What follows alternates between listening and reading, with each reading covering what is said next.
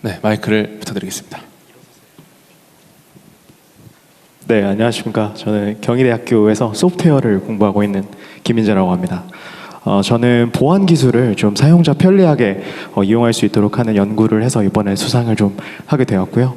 두 가지 좀 부탁의 말씀을 좀 드리고 싶어서 오늘 좀 마이크를 잡게 되었습니다.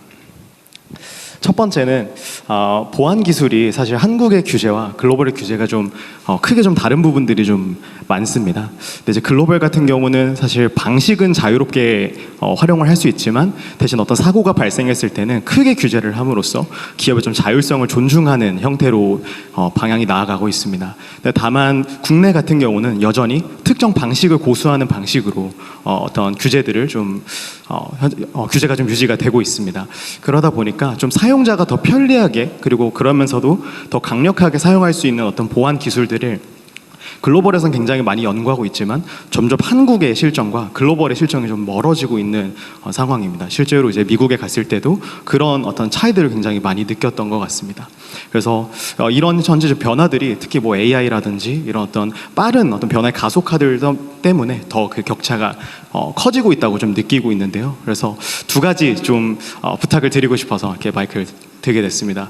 첫 번째는 이런 좀 규제들을 사실 글로벌에 좀 맞게 좀 글로벌 표준에 맞게 좀 재정비해 주셨으면 좋겠습니다. 사실 한국에 굉장히 우수한 이런 보안 인력들이 많이 있는데 한국뿐만 아니라 글로벌에서 정말 세계에서 활용할 수 있는 어떤 글로벌 솔루션들을 좀 만들 수 있도록 그렇게 좀 길을 열어주셨으면 좋겠고요.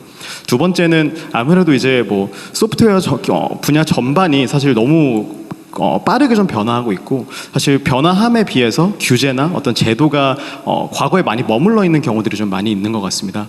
그래서 개인적으로는 제가 좀 팬이기도 하지만 하정우 수석님 같은 분들께서 정부에 훨씬 더 이제 많이 합류해 주시고 또 많이 이런 현업 분들께 좀 의견을 많이 좀 청취하면서 그렇게 좀 현재 트렌드에 맞게끔 그런 좀 꾸준히 규제를 좀 재정비하고 제도를 좀 만들어 주시면 좋겠습니다. 네, 감사합니다.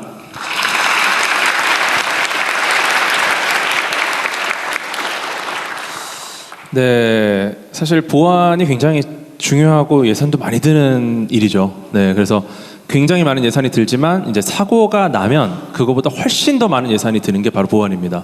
네, 제가 알기로는 이제 정부에서 많은 준비를 하고 있는 걸로 알고 있는데 규제라는 것이 사실은 여러 가지 고려할 게 너무 많다 보니까 그런 또 시간적인 게 많이 필요하지 않나 이런 생각이 듭니다. 네, 뭐 제가 이렇게 마무리를 하면 될까요? 네. 자, 오늘은 우리 주최 측의 의견보다는 오신 분들의 의견을 최대한 많이 듣고 우리 과기부총리께서 마지막에 정리 삼아 주요한 것에 대한 의견만 좀 첨가해 주시는 쪽으로 갑시다. 그다음에 해설이나 이런 거는 좀 나중에 하는 걸로 하고 뭐 시간이 제한적이기 때문에 하시고 싶은 발언이 많을 테니까 여러분한테 기회를 많이 드리도록 하십시오. 네, 알겠습니다. 네, 그럼 다음